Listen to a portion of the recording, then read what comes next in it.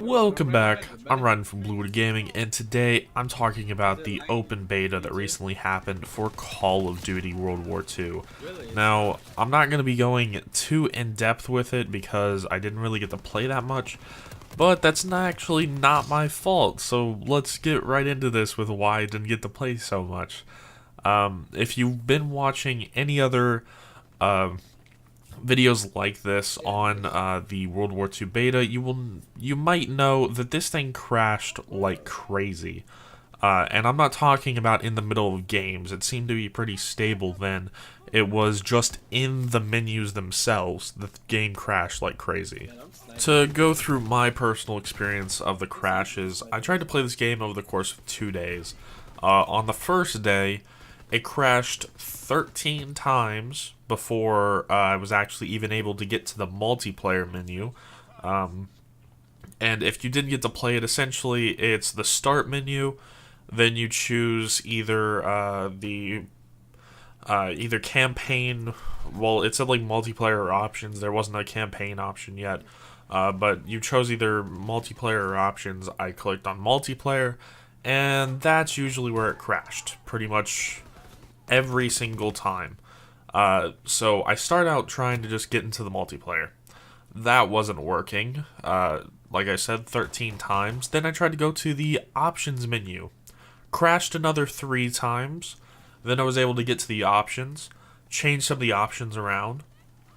After I applied said options, it crashed. Then 2 more times I tried to actually just start it up regularly. Still crashed. Then I put it into the safe mode that it has because I figured might as well try that. It crashed another 4 times, and finally on that 5th attempt after that, it let me play a single game, because it crashed right after that. We are up to almost 30 crashes in a single day. So I pretty much gave up on it that day. Then I came back the second day because my friends had actually downloaded, and they were saying they weren't having these crashing issues. So I figured I'd try it again, and it proceeded to crash again. My friends said that's pretty ridiculous, and they didn't expect me to actually give this game a shot, but I told them I would give it 15 tries. I would let it crash 15 times before I would actually get off.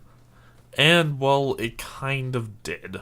So, I tried launching it in safe mode 5 times because that seemed to work the day before. All 5 times crashed on one of the 2 menus. Then, for 3 times, I tried just starting it regularly, and we finally actually got it to go into the multiplayer menu. And I was able to play all of 4 matches before it crashed again. And then from there, I tried to play it. I started up another 5 times. It crashed all those times, so I gave up on it. So I played 5 matches in total with over 40 or almost 50 times that it crashed on me. So that is absolutely ridiculous. But thankfully I was able to record some of the gameplay, so you are actually able to look at something here. But even what we have to look at isn't all that impressive. Essentially everybody that I played against was using one of 3 different things. They were either using a submachine gun, because those are completely rampant. This is like 80% of the people. Then there's another 10% of the people using STG-44s, because that's the only non-SMG that's actually pretty decent. And then you will find the occasional person using a pump-action shotgun with incendiary shells, because if you're standing a okay distance away from someone and you hit someone with an incendiary shell, it's pretty much an insta-kill. So that encompassed pretty much everybody that I played against. You would find the occasional person playing with something else, but that didn't last for long. Pretty much everybody slotted into one of those things, and I know I probably shouldn't have expected anything different, but if they're going to limit it down to just those weapons that are good, then what's the point of even having all the other weapons? And that's just kind of annoying to me because other games can get it right, but Call of Duty continuously makes it so that SMGs are the primary weapon and the best weapon in the game. And it's been a long time since that's not been the case. And this leads to problems with other portions of the game. They introduced a new kind of system called divisions, and these are essentially different classes. As you level up the division, you get different perks that you can do. Like with the airborne division, once you level it up, you can put you can put a suppressor on any SMG that you're carrying, and then you can take a suppressor off whenever you want. For the mountain division, you get the incendiary shells and whatnot. But because there's so few different weapons being chosen, pretty much everybody's playing airborne or they're playing the mountain division. You're not really going to see anybody else playing anything else. You would occasionally see someone in the infantry division, though, because there was a pre-made STG-44 class that used the infantry division, but pretty much everybody else did not use the infantry division, or they just used the airborne and mountain divisions, which was kind of sad. This should be better than this. Besides that, let's go and talk about the maps. I was only actually able to play, I think it was 2 or 3 different maps. The footage that you're seeing is pretty much all on the Gibraltar map, and I kind of wanted to play some different maps, but it's all just luck of the draw, and I would have actually really liked to try the war game mode, but the game was not stable enough to actually let me try that, and since I had it working when I didn't really want to tempt it to crash again by trying to choose a different game mode. But yeah, so with this map, it's back to the normal lane design that they finally figured out that you should keep it as lanes after the Call of Duty Ghost debacle. But these maps are fairly okay for how Call of Duty maps go. They're a bit more close quarters than the maps in the past, though, which is something that I found, which in fact leads to SMGs being even better than they were in previous games, because you're at too close of an engagement range for a rifle to outclass a submachine gun. So there is some work that could be done on the maps, but it is way too close to release for this to actually happen and for anything to really come of that. So I think they kind of screwed themselves on the map design. Now, as for how the guns actually looked and felt, if you have heard, this is using pretty much the same underlying game engine that the previous Sledgehammer game did. I'm trying to think of what its name was. Advanced Warfare, that's what it was. You can obviously tell that this is in the same engine as Advanced Warfare. It feels practically the same as Advanced Warfare. You can also tell that there's a lot of very similar sounds to Advanced Warfare, and you can pretty easily tell that there is some reuse sounds from Advanced Warfare.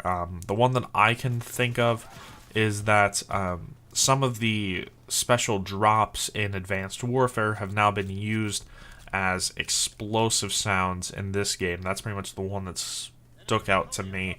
The gun sounds also sound very, very similar, but the biggest thing is that you can obviously tell that the guns feel the same and that the character movement feels the same, which they did finally go back to boots on the ground gameplay, but I really kind of wish that they went back to like a Modern Warfare style game instead of going all the way back to World War II, because damn, we have way too many World War II shooters.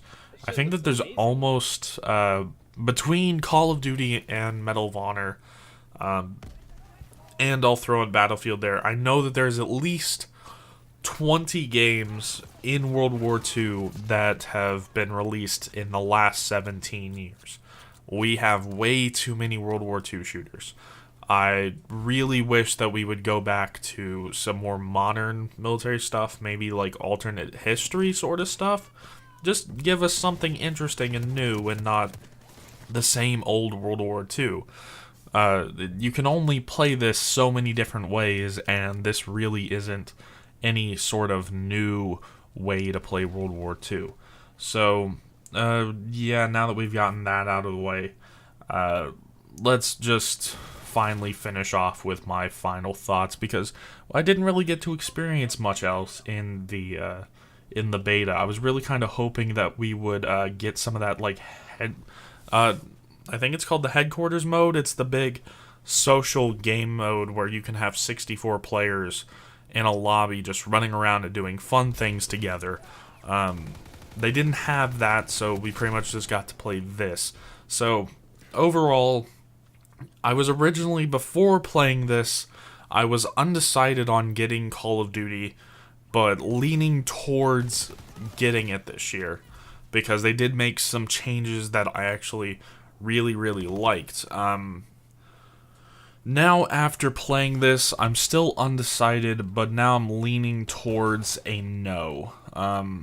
Now, I know I'm going to have to talk about this at some point, but the big change that kind of leaves me at the undecided phase, instead of just a straight-out no, is how they changed the supply crates in this game.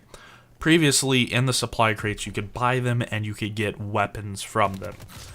Specifically, you could get weapons that you could only get from supply crates, which I extremely dislike, and so I didn't play any Call of Duty game after it introduced that system of having supply crate only guns. And in this game, they actually got rid of that system. Now, unless they are outright lying to us, several high-ups at Sledgehammer Games have said that there would only be cosmetics in these supply crates. Now, I would have liked for there to be no supply crates, but I understand that that's kind of an unrealistic thing to expect at this point with Call of Duty.